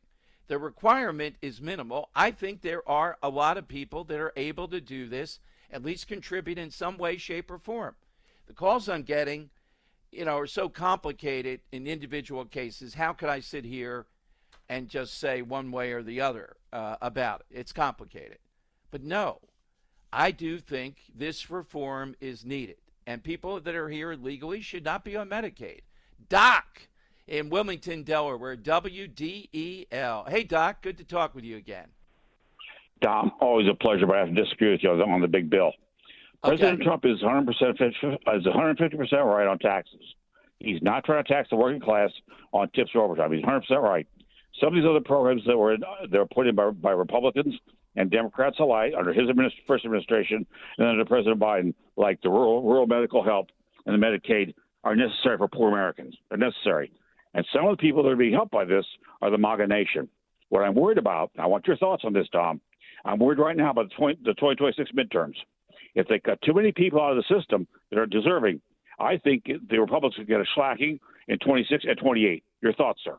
Well, yeah. Well, that's what we're talking about. And Trump has been adamant on this. You're right that he doesn't want to touch too much of this. And, Doug, all that I can say is it's a term of art here. I think they're political animals. I think they know exactly what you're talking about. And I don't think they're going too far with this. Now, we'll see. We've heard several callers tonight who do think they are, and they've given me examples. I think there are people that should work part-time and or volunteer. I'm with you.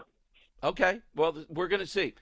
Once this gets put into play, Doug, we'll see. And if you're right, again, do you think these guys are not realizing that, many of them, they are very, very political animals, that they don't want to cut here and have that kind of backlash? Here's my last point, Dom. Okay, I am a loyal caller of yours and of Rich's. I voted for Trump 3 times. I do it 4th time, but I can't. So I'm voting Republican in the next election. I don't want to turn this country over to the radicals like AOC and the clowns in Philadelphia that want to ruin this damn country. Right. That's what I don't want to see, Dom. That's the bottom line. I got you. Thank you, Tom. Doc, always a great call. Look, as a talk, I don't know if Rich would say the same thing, maybe. How can we calculate the enormity? I'm on the side that says there's a lot of waste, fraud, and abuse here. And they have to be careful with this, and Trump is aware of that. All right, we'll give you this drama as it continues. My name is Dom Giordano, sitting in for Rich Valdes, America at Night on Westwood One.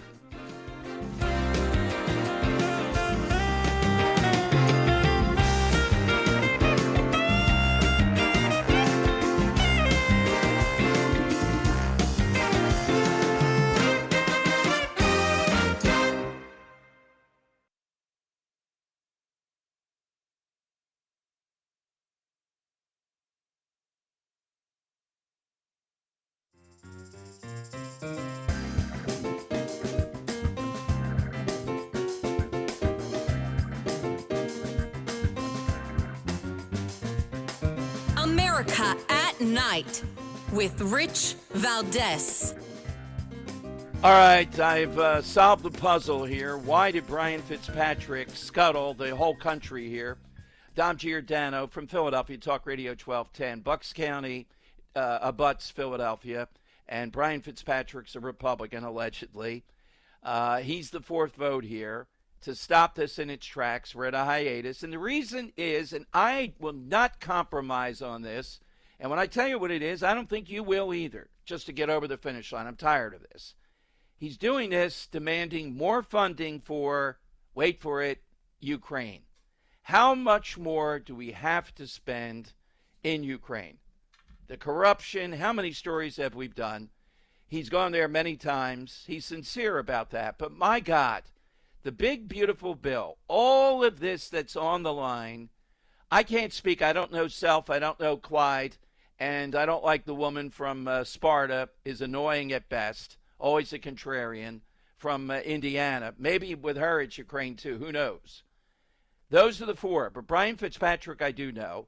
He is incredibly involved with Ukraine, going there, the money, Zelensky, etc. And not a dime more. Don't give him any more. No, we're not going to do that just to get this over the finish line.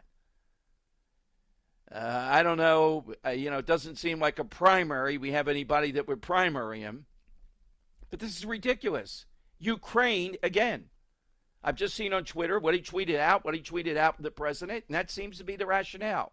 More money for Ukraine, or we're dead in our tracks here. My God, the Republican Party, it is so maddening. Ridiculous. 833, the number 4, Valdes. Now, I'm doing this on the fly, but that's what I see on Twitter that he did, and that seems to be very logical. I know him well. The woman, Sparta, says she's voting against this test vote, but she'll vote for it, is the rumor. And that would be enough. But we can't get past the test vote because they have 4 blocking it, giving the Democrats the majority, who are cheering and celebrating, trying to run out the clock. They know that if we don't get this done by July 4th, there we go. And think of the symbolism of getting this done on Independence Day, making America independent on so many levels. I've given you umpteen reasons here. Maddening sitting here on Rich's show watching this debacle play out at this point. And the vibe when we had on the congressman from Florida earlier was all good. And it still might be. But the delay, every hour that it delays, it helps them. All right, one other thing so I don't forget. I'm coming to the calls.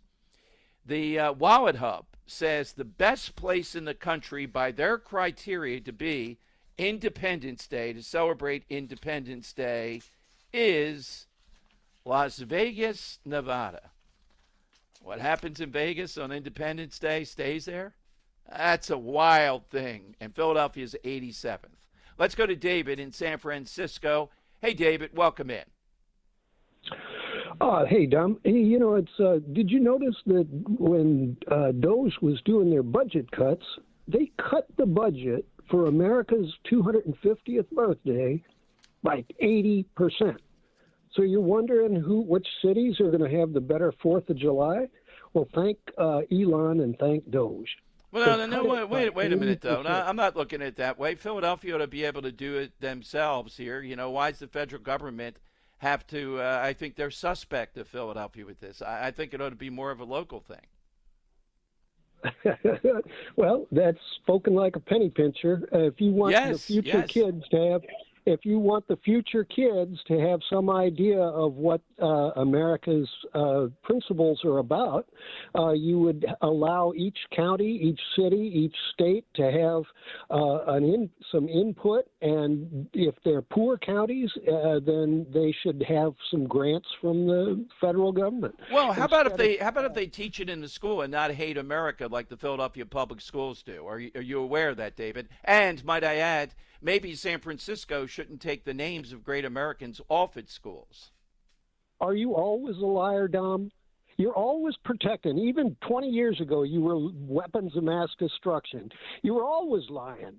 And the idea that the principles of America have been ripped apart. Like, for example, you fake Republicans have been ranting about FEMA camps for years.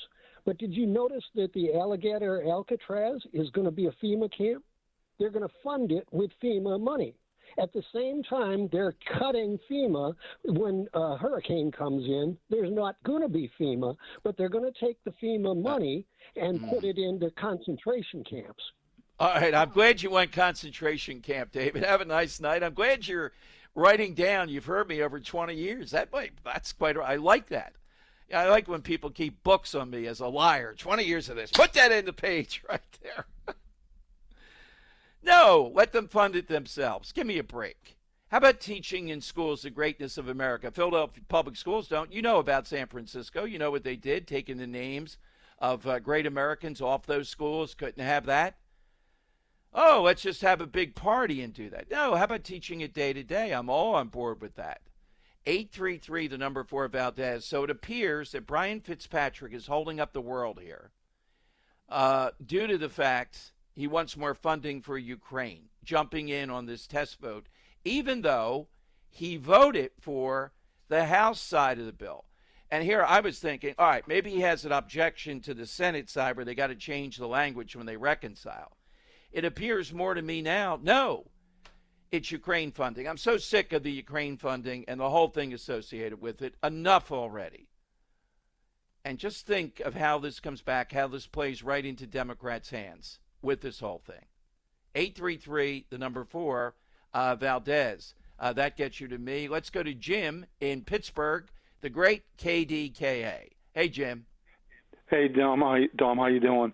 Good. Hey, look, other side of the state, I went to the University of Pittsburgh. They got rid of their DEI today. I was so happy to hear that. I graduated in 1975 from Pitt. Now, I told your host, and I agree with you, that no Democrat's going to denounce, your skull trainer is going to denounce things like DEI stand for, like women competing in men's sports, yes. Whatever. They're never going to do that. Shapiro, our governor, he's a chameleon. He'll say anything to win a vote. And I think you're right. He may get the nomination. However, I can't see him winning because, I mean, he puts his finger up the win. But one thing I will say that I find quite interesting, July 4th, last year and a couple other years too, I think Fox had someone in Atlantic City asking people the meaning of July 4th. You would not believe the answers. I couldn't tell you. One person said 1 in 10 people knew what July 4th meant.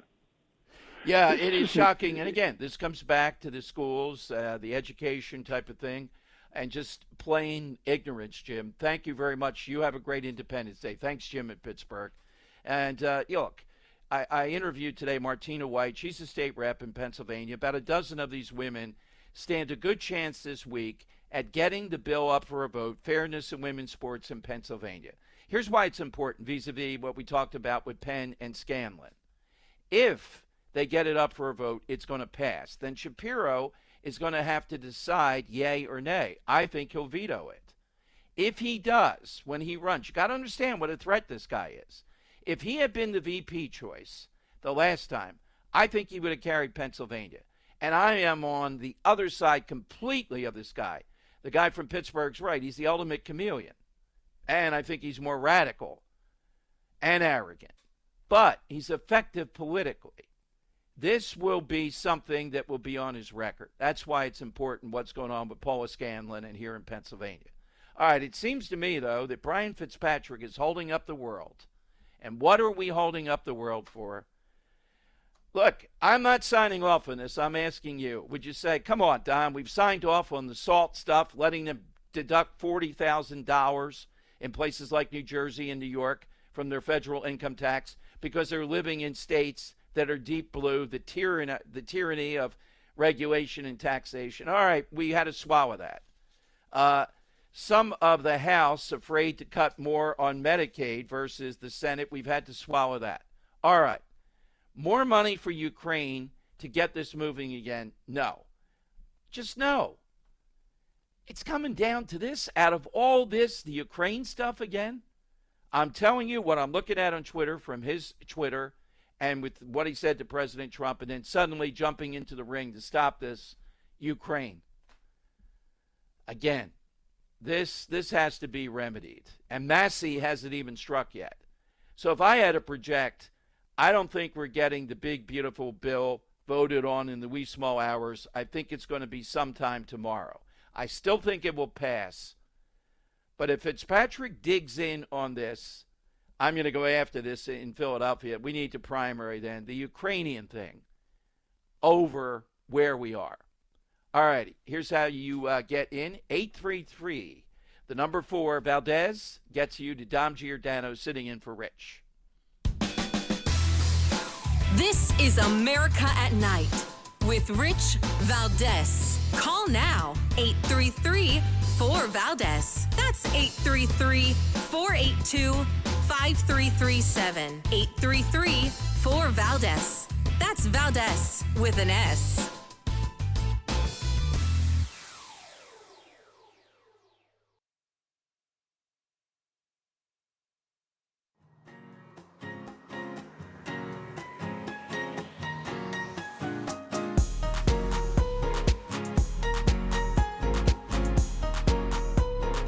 America at Night with Rich Valdes.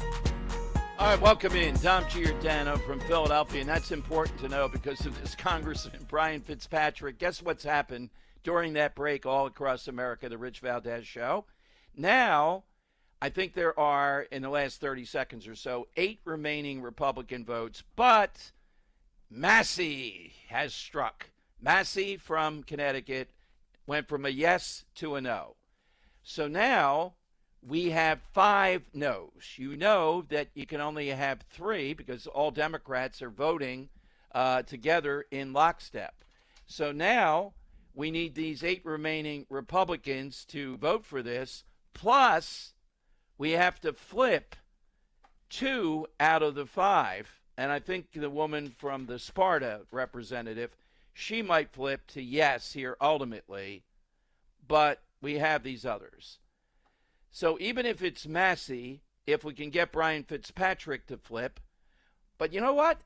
I would not give, I am going to be all over this. I'm against it. I get all the stakes that are here. Am I going to give more money to Ukraine to buy this and get this over? No, I can't make myself do it.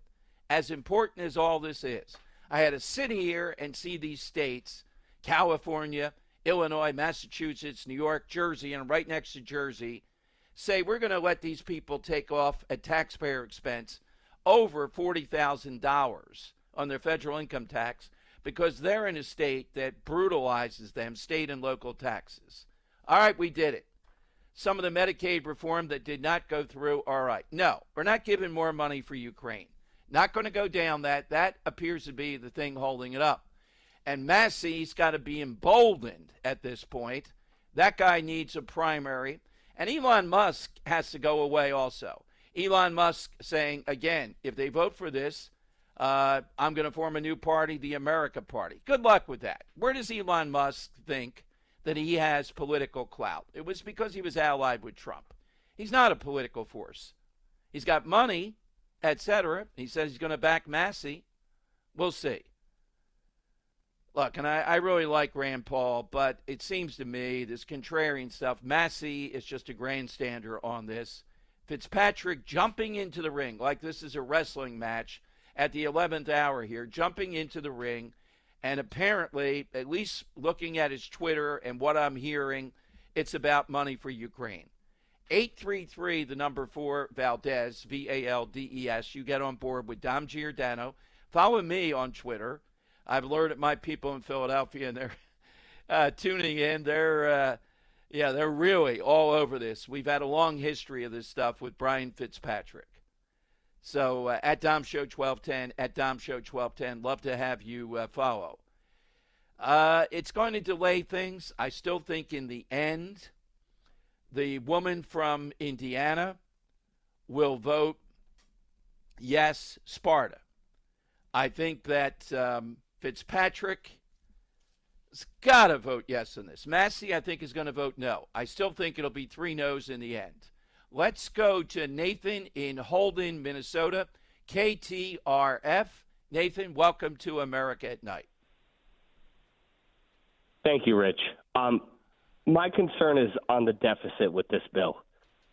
Why is no one raising questions about the $5 trillion raise in the deficit? Well, I don't know. I don't think it is going to be $5 trillion, Nathan. And the thing that you have to realize here, if this takes off and helps the economy, that is a critical thing that's going to offset that. I'm not happy there's not enough spending cuts. So what would you do then? Just blow it up and that's where we are? This is the same thing they said in 2018. And how much was the deficit increased then? Well, I gave you the counter to it, but I understand what you're saying. There are not enough cuts, and even that, we have people that are opposing it. Thanks, Nathan. Look, the deficit talk is real in my mind. In political circles, President Trump is not a big deficit cutter. He's a populist on this stuff. You got to face facts. That's not something you're going to get from the guy. No matter how much he said, you're not seeing that. We are where we are at this point. Yes or no ultimately has to be answered. There comes a point where that's what it is. And these 5, and I don't know Self or Clyde, maybe they'll capitulate. But I do know Fitzpatrick, and I do know Macy by reputation. This is not good at this point. Speaker Johnson said he's going to keep it open as long as necessary to get this resolved. This is just we're not at the big, beautiful bill vote part yet. So I wouldn't stay up. It's not going to be at 2 o'clock in the morning. I'll be surprised. I think you'll see it tomorrow around midday or late morning. All right, final calls of the night coming up. Get in with Dom Giordano, 833, the number 4, Valdes. This is America at Night with Rich Valdes.